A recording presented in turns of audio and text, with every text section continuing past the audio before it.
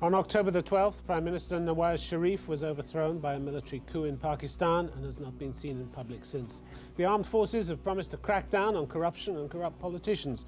Mr. Sharif had faced a succession of accusations. What was it like for his son watching events from London? And what does he think the immediate future holds for his father? Hassan Sharif, a very warm welcome to the programme. The events of October the 12th, both you and your father, in a sense, must have seen them coming. The military coup can't have been a surprise to you. Well, if you ask me, it was an absolute surprise for me. I had no idea. I spoke to my father just 2 days before this coup happened, and he never indicated me anything. He was absolutely... No worries, nothing out of the ordinary? Nothing at all. It was a completely shocking news for me.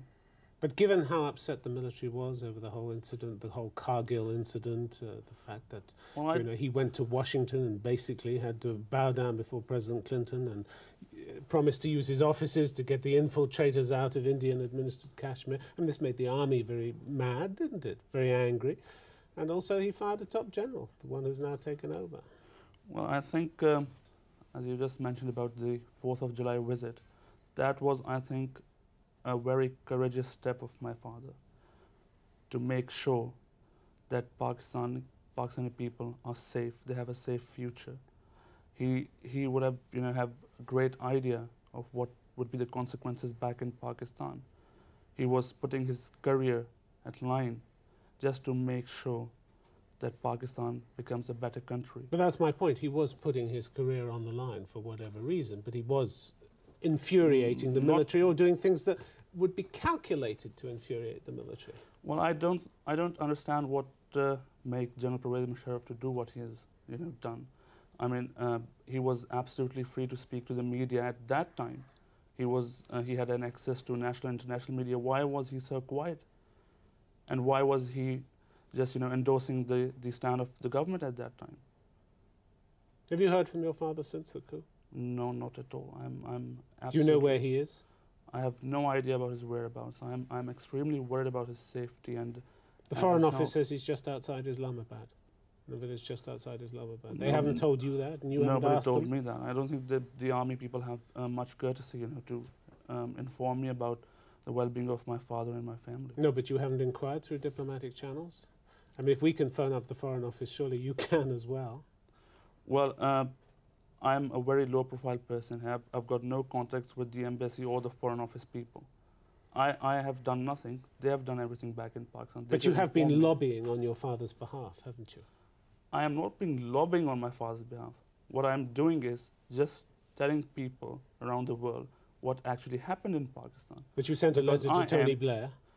Yes, I did. And you even sent one to the Indian Prime Minister, didn't you? No, I didn't. That is absolutely misleading. I've been saying it for the last 2 weeks, that I did not appeal to Mr. Vajpayee, the Indian Prime Minister, to interfere for the safety of my father. That was the last thing I would do. That was totally made up by the newspapers, just to damage the reputation of my family. Your father, it's widely acknowledged here, was not a popular man in Pakistan, was he? There haven't been many tears shed at his passing. Does that upset you? He was elected by the people of Pakistan with a mandate which never existed in the history of Pakistan. No, but I'm talking about the response to his departure. I know what you're talking about. So basically, this is a democratically elected government. Ups and downs do come. This does not justify the action of Pervez Musharraf. There was dancing in the streets in Lahore, apparently. And which also followed by... At his departure. Demonstrations which were severely crushed by the military regime. The Frontier Post said the Nawaz government has met the fate it deserved. Former President Laghari said people were so fed up they thought a weight had been taken off them. Not a single tear has been shed for Sharif, he said. Well, that, I think, is a very personal view from politicians who are severely rejected in the elections. And I don't care about them. But it's not just the politicians, it's the people. I mean, the people have been celebrating, haven't they? I mean, you can't make that up. My father's party is not the only one in Pakistan. There are a lot of other parties, there are a lot of other voters. It was a democratic country. People have right to vote, people have right to speak up. It does not mean that if government is power, so everybody should support it. It was a country ruined by corruption, wasn't it? I mean, it's been named by the UN Development Programme as one of the top 5 corrupt countries in the world. Well, I mean, this is a source of great shame to any government, isn't it? Well, it is not just the government of my father. This has been happening for the last whole decade. Pakistan is suffering from an absolute lack of political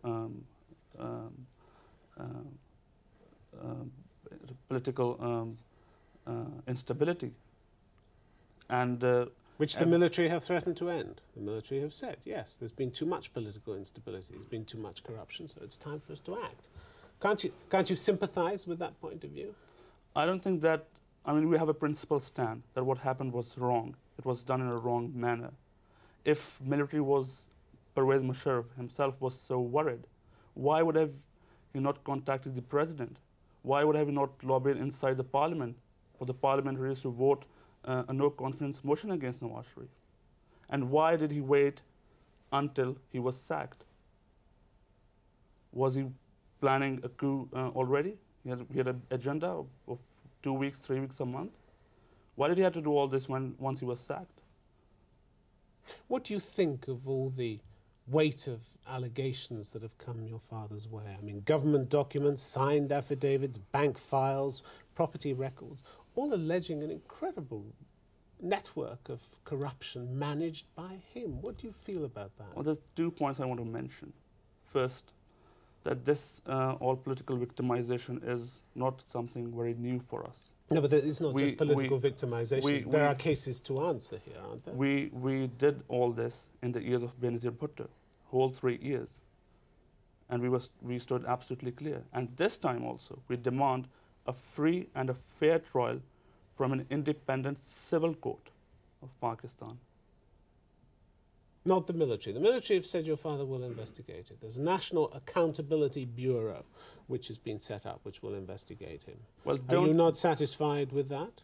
Not satisfied that he'll get a fair hearing from that? Don't forget that all those people are selected by Pervez Musharraf, who is himself a self-appointed chief executive of Pakistan. We want accountability from elected people, people who have got mandate to do that. He has accused my father of, playing around with institutions. I mean, what could be more hypocritic than appointing himself as chief executive of Pakistan and also shutting down all those institutions, including the Constitution, the Parliament, the Supreme Court? I mean, there is no justification of these actions at all. Your father has been accused of money laundering, more than $100 million apparently laundered through a network of UK trusts, Swiss accounts, offshore tax havens. What do you say to that? Well, you can lock up a person for the last 3 weeks and you can blame him for not $100 million to $200 million. Let him come, let him speak to the press, let him speak to the international diplomats. And do you believe any of these allegations against him? Well, I am not a judge. No, but I mean, you're your father's son. I'm my father's son. That's all right. That's I mean, no doubt about that. And as a son or as a Pakistani, I believe he should be given a free chance. He should be given a free trial in the courts of Pakistan. They have to decide all this. I mean, who am I to decide all this? Or who is General Pervez Musharraf to decide? So you don't know whether he's actually innocent or guilty, do you? I personally believe that my father is a pious man. He has worked hard to make Pakistan a better country. He has worked all his life. He has sacrificed his family life to make Pakistan a better country, a good future for the Pakistani people. Can you see circumstances under which he would have been touched by the rampant corruption that now pervades Pakistan? I don't think so. Not at all. I mean, you'll be aware, for instance, that the flat that you're living in at the moment in Mayfair was actually named in the Pakistani paper, The News, last year as one of 4 which was illegally bought by your father through various Swiss and offshore companies. Well, these are things which, comes up every time there is a crisis in Pakistan. These are not new. Why don't people who are actually blaming us for that go to the courts and prove it? But do you know who owns the flat that you're living in? Well, that is not the question right now. Why not? But it's the question I'm asking you. Do you know who owns the flat? Well, it's on a rent. I'm living on a rent basis, which comes from every quarter from Pakistan. You're renting it personally, or the money comes from Pakistan? The money comes from Pakistan. From who? From your father? Not my father. Actually, we have a family business back in Pakistan, which is not been built up by my father overnight. It was built up by my grandfather for the last 50 years since the independence of India and Pakistan. Do you know who owns the flat that you live in? Well, actually, I'm not the right person to. But you live there. So it doesn't matter. Don't you know who it's rented from? I'm just like any other student living with his parents. I doesn't necessarily has to know about what the facts and who owns the flat and who pays for the rents and who pays for my living. But would it interest you to know that the flat is apparently owned by two offshore companies called Nielsen Enterprises Limited and Nesco Limited, both registered in the British Virgin Islands and managed by a company in Switzerland? I've got nothing to say about it. I'm absolutely ignorant. What can I say? Do you have doubts when you hear information like this? I mean, these aren't new allegations. As I said, these were in the Pakistani press last year. There are absolutely no new allegations. This has been happening for the last 2-3 years. But these haven't been answered, have they? These allegations. But these has to be challenged in the court. We don't want a media trial. We want a fair trial from a court. That's absolutely our principal stand. I've got nothing to say else than that. So now your father will face a court. Do you think he will get a fair trial? I don't think so. At this moment, with my father's safety in the hand of General Pervez Musharraf, I'm absolutely doubtful. There were also allegations in the press that you had foreign accounts at Citibank containing funds which had not been declared to the Pakistani tax authorities. I have accounts in Citibank. That's absolutely distortion of fact. That's absolutely misleading. Call anybody from Citibank right now and ask him to confirm this. In any branch? In any branch, in any country, in any city. So these allegations are totally false? Absolutely false.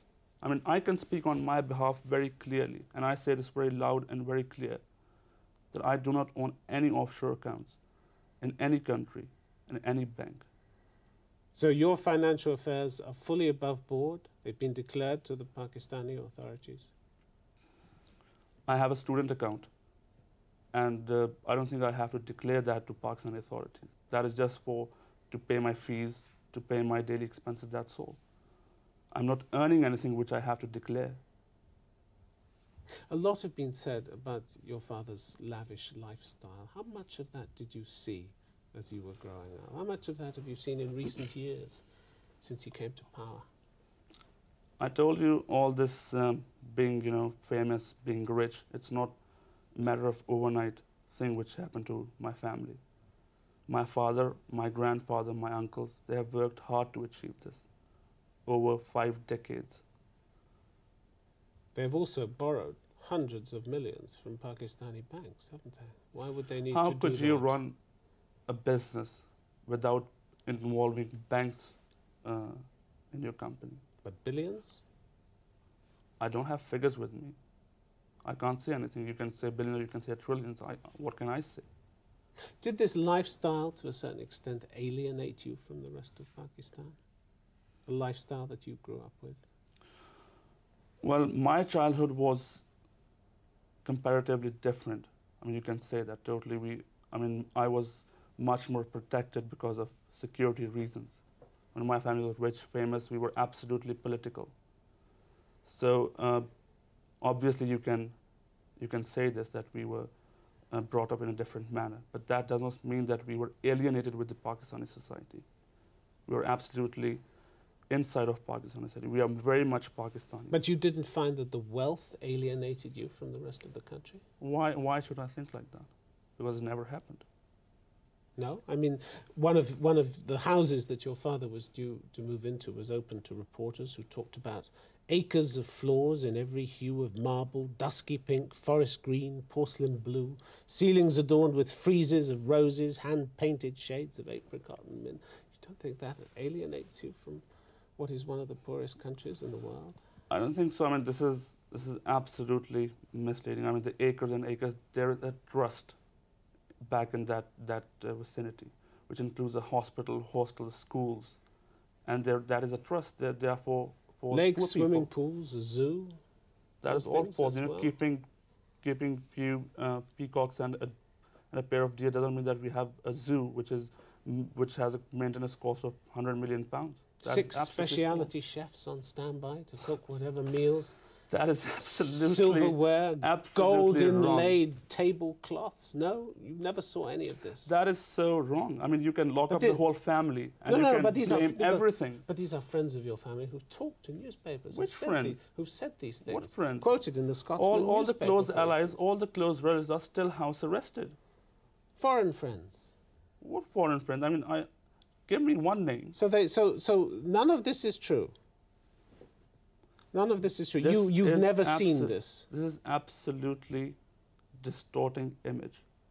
This is false image. Tell me the true image then. Tell me the lifestyle of the family. Lifestyle of my family is fairly simple, not very different than any other Pakistani. We do have a lot of wealth. When they live in such poverty that it can't be different from any other Pakistani. It's hugely different. Look at the wealth, look at the resources that your family possesses, and you say that it's not different from any other Pakistani. But I mentioned that is not an overnight kickback or a commission thing. My grandfather earned that with a hard work, sheer hard work. He deserves all this. The family deserves all this. It is not my fault that I was born in a rich family, in a wealthy family.